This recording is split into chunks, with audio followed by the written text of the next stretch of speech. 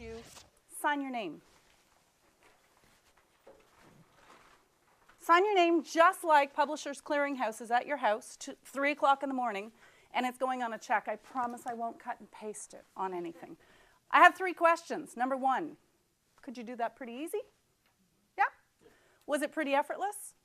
Yeah? Was it fast? Yes? And if I cut and paste it on the back of a check, would I possibly be able to cash it? Yes? Do me a favor and change hands. Do the same thing.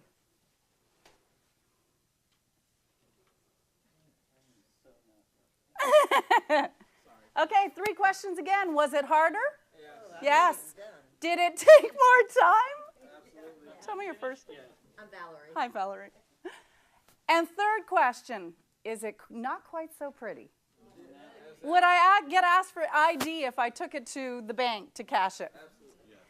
Here's what I have found. People that are like us, people that we get, people that we understand, when we communicate with them, it's like writing with our dominant hand. It's when we deal with people who are different from us, difficult when we deal with them, that it's like writing with our non-dominant hand. It takes more time, it takes way more effort, and the results are not as pretty. Would you agree with all of that? Would you also agree that if we did nothing else for the rest of the day, but practiced writing your signature with your non-dominant hand, there's a good chance that you might get better at it by the end of the day? Would you agree with that? That's the key we're going to talk about today. Today we're going to put some tools in your toolbox to arm you with the skills to have better, prettier, faster, deeper, more meaningful relationships. Does that sound good? Excellent. Before we begin, let me talk about the 3 key breakdowns in communication. And we're going to have a tool for you to take home to combat each of these. Number 1 breakdown in communication, you might want to write this down, is we assume. We assume. And there's a lot of acronyms I'm going to give you today. There is one for that I'm not allowed to give you. So we don't want to assume. Second, I'll tell you fast and then I'll say it slow. We think things that people think that they don't think at all.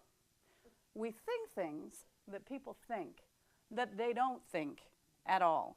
And communication breaks down. My husband walks in and he's got the face. And I'm sure it's about me.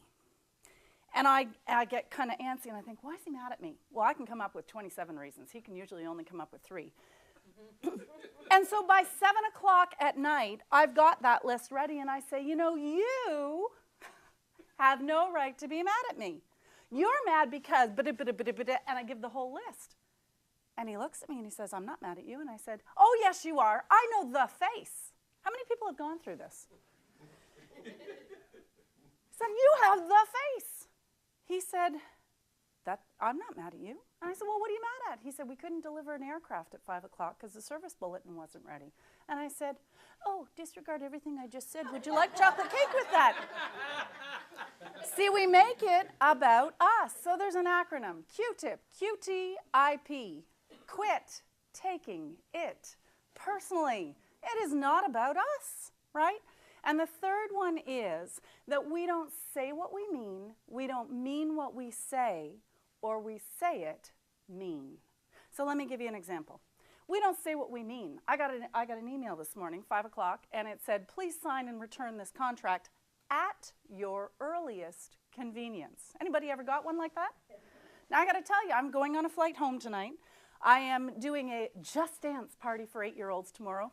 Must be insane, 8 of them. Sunday, we've got a whole day planned of tobogganing. Great license to scream at the top of your lungs. Wonderful cathartic therapy. And on Monday or Tuesday, I'm out again on a flight. So my earliest convenience is next Wednesday. Now, I'm sure that when that person sent that email this morning, she expected that contract signed back by noon.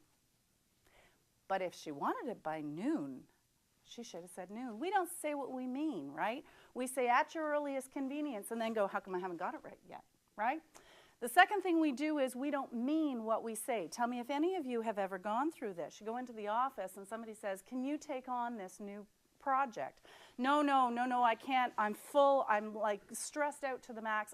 I don't have any more time. And And no, I'm done. Really, can you help us out? You know, we really, give me the thing, I'll do it.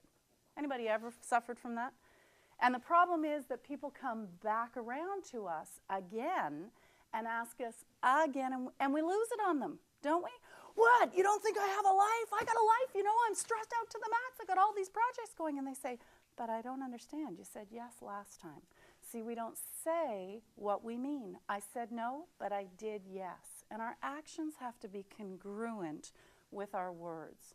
So we assume, we think things that people think that they don't think at all, and we don't say what we mean. We don't mean what we say. Or lastly, we say it mean. And the environment that we go through when we say it mean is 4 things. We're either tired, we're hungry, we're sick, or we're hormonal. Now, I teach men and women courses, and I have to tell you that men typically look down, but they know. She's happy, everybody's happy. She's not happy, run, right? So 4 environments, and what we need to be aware of is that when we're in those environments, we need to keep ourselves in check. We need to not react to the things that we might normally react poorly to.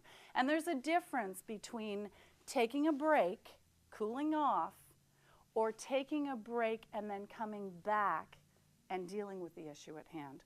So I'm gonna ask you to write down the difference. Coping mechanism equals cost. Communication skill equals reward. When we use a tool in a healthy way that we've practiced over and over and over again, we get the reward of healing the relationship. We get the good, bad, and the ugly, right? But in good ratios. Everybody's a combination of good, bad, and ugly. Some people have more ugly than we'd like, right? But when we use a coping mechanism, I ask people so often, you know, how do you deal with that difficult person at work? And they say, I don't. I deal with his assistant, I deal with his coworker, I deal with his boss, I don't deal with him. And the problem is that when we remove that person completely, we take out the good, the bad, and the ugly. Yeah, we get rid of the bad and the ugly, but we lose the value of the good. So if we can find ways to heal those relationships and take the good and minimize the bad and ugly, we've got a new tool in our toolbox. You know, throughout the day, I have professional skills. The goal is to help you professionally move ahead in your profession. But I have to tell you that without fail, at the end of every day, on break and at lunch, somebody comes up to me and says, you know, my real problem here today is I haven't talked to my sister in 3 years.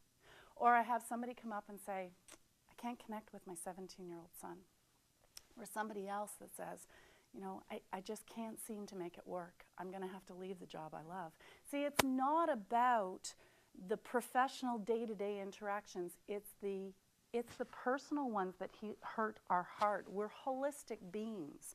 And when we're at work, we're worrying about home. And when we're at home, we're worried about work. So today, if you can walk out the door with just one extra tool in your toolbox that helps you have more assertiveness and deeper, more meaningful relationships, I will have hit my goal.